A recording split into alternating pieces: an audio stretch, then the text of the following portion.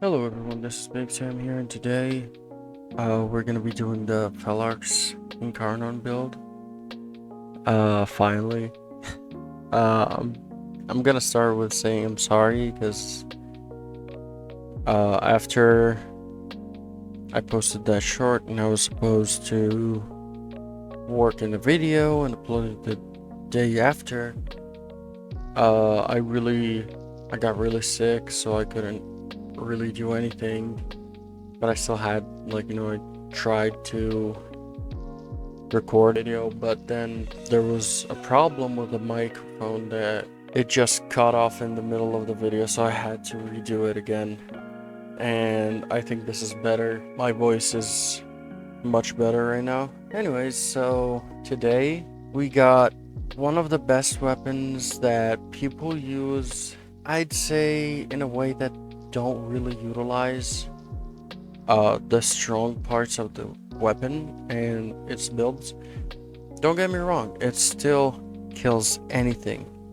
But I think how people do it, people say, hey, that gun is better without transforming it into incarnon.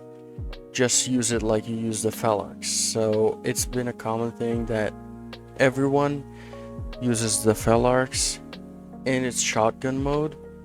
And I'm not saying that it's weak, it's super strong, it's really good.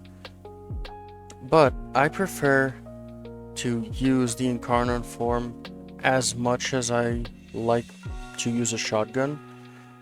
And for those who know my videos, I never really go into that route where everyone just kind of uses the same build with a little bit of tweaks here and there, or play the same playstyle. Like if you see my Lavos video, I'm not using him as a full caster or only to buff my weapons. I'm using him in a build that goes both ways, that buffs your weapon and allows you to nuke with his 4.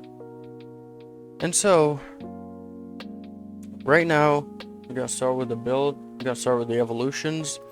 So first evolution unlocks the incarnon form. Second evolution, I went with the less recoil. And for me, I don't think projectile speed is that much, like it's needed that much. The damage fall off is kind of decent. You don't really have to, you're not gonna use a shotgun from like 50 meters away, you know? You're not gonna sniper rifle the thing. And same thing with the accuracy when aiming only. So that's the point. Like if it's like overall accuracy, so it's less shot spread, that basically it's gonna turn into something like the Cedo where almost all the pellets hit the same point.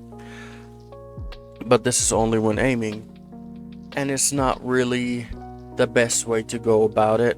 Like, yeah, you can do whatever. You can transform it into a crit weapon, and which is not really advised because you'll be missing out on a lot of damage, but it's still doable. And use like galvanized scope. I think there is one of those for the shotgun.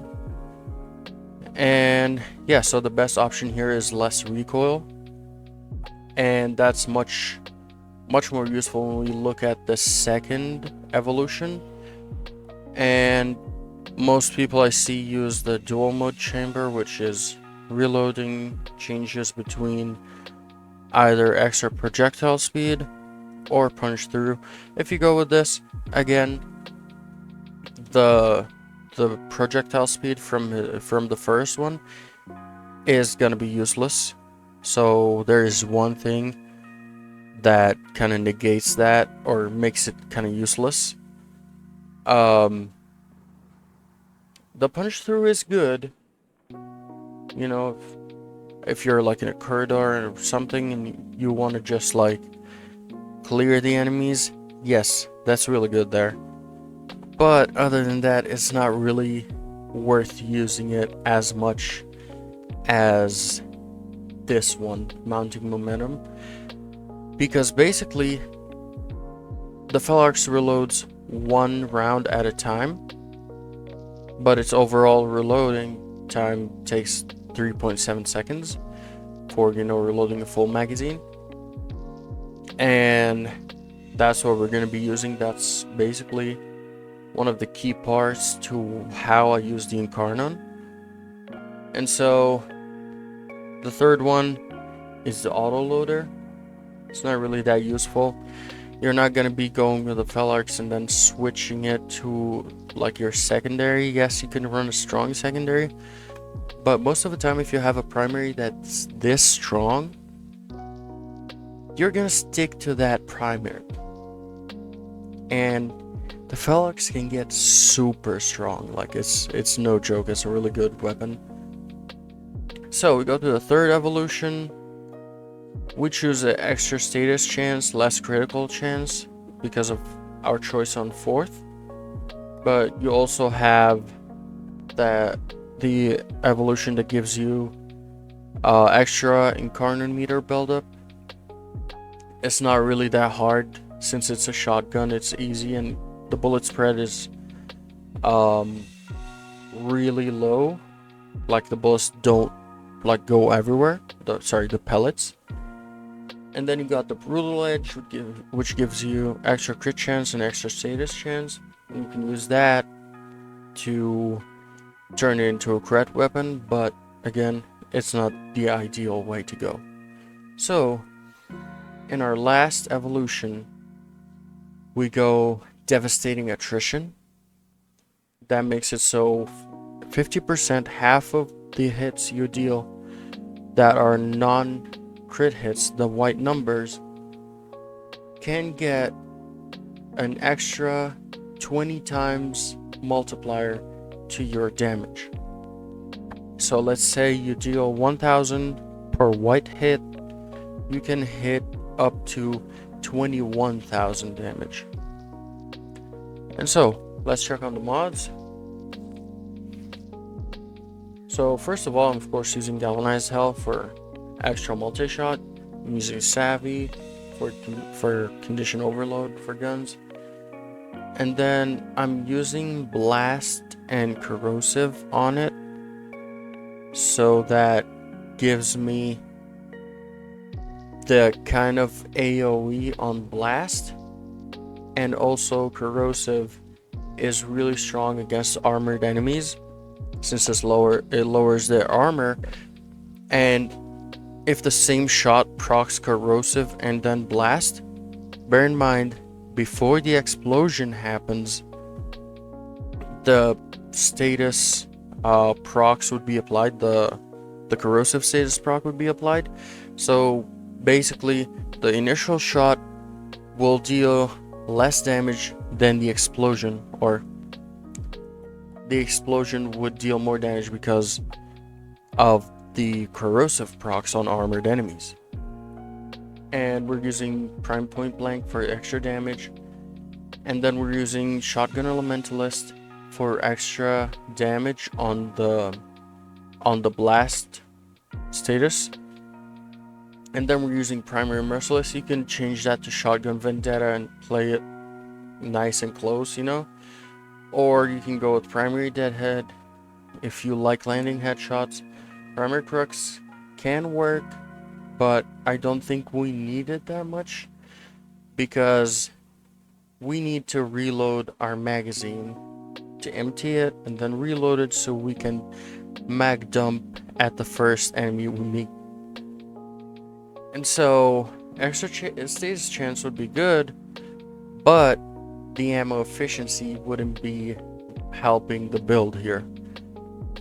And so what we do is basically we go into I'll show you the gameplay after the build part. So we go here, we shoot this guy. As you can see, just 2 shots and I almost charged the full incarnon meter. And as you can see, some hits do 40,000 damage, others do 200,000 damage. And so what we do now that we charged our incarnon mode is we dump our magazine, we reload it, and now We have this one here. It's 10 times, 10 stacks, which is 10% per stack. So we have 100% extra fire rate since we were loaded. And on the regular fire mode, it goes like this. And then you reload, and then back it again. You can use someone that increases your reload speed. Let's say Gauss, let's say Harrow, Wisp, you know, Volt. I think he buffs your reload speed as well. Not your fire rate, but reload speed.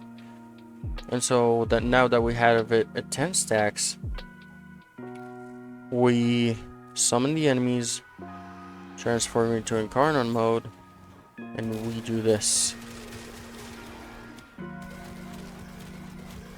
It really helps that we have a large enough magazine for the incarnon mode, and it allows us to just keep going at really high fire rate compared to our non-stacked. See, here we only got 10%. And let's get our incarnon set, and you see how much slower it is to use it. And most people say like, oh, it's too slow, you lose a lot on the multi-shot. But again, it has increased damage, has punch through, it looks like it explodes on contact with the enemy, but it actually does not, which is kind of not ideal since the animation clearly looks like it explodes. But again, it has punch through, so it can hit multiple enemies that are standing in the line. And again, we're going to be proccing blast on those enemies, so most of them will just explode and kill everyone around once we start shooting, as you can see. And it's really one of the best weapons in its category for me. I'm not really like a shotgun guy, but I think this kind of playstyle is really nice. And it deals a lot of damage. Blast helps me kind of clear trash mobs, basically, because I'm using here heavy gunners at level 200, steel path modified. So it's gonna be easier and much stronger in game. And in the video, the testing part, the gameplay, we would be using it against the Murmur. And I'm not using any Bane mods or anything, and you'll see how fast it clears them and how it obliterates everything. And sadly, it's not really the strongest against Acolyte, because you cannot like do more than 4 stacks of blast on them. You cannot fully strip them using corrosive, even though I'm using Inaros with emerald shards. And let's face the truth, the best weapons against acolytes are crit weapons, so it's not the most ideal weapon to use, though it's really good, really strong. And maybe take something like the dual toxicist incarnon as your secondary, just to deal with the acolytes if you want to finish them quick. But if you don't have a problem with like fighting them for like 30 seconds to 1 or 2 minutes, I think 2 minutes is a stretch, maybe 30 seconds to 1 minute, and then yeah, you don't have to switch. And I think this will be it for me today. Again, I'm sorry that I said it's gonna be out soon and I couldn't upload it. Had to wait almost a week now. And yeah, make sure to check my other videos. Leave a like and sub if you like the content I make. And you can come join us in a Discord server.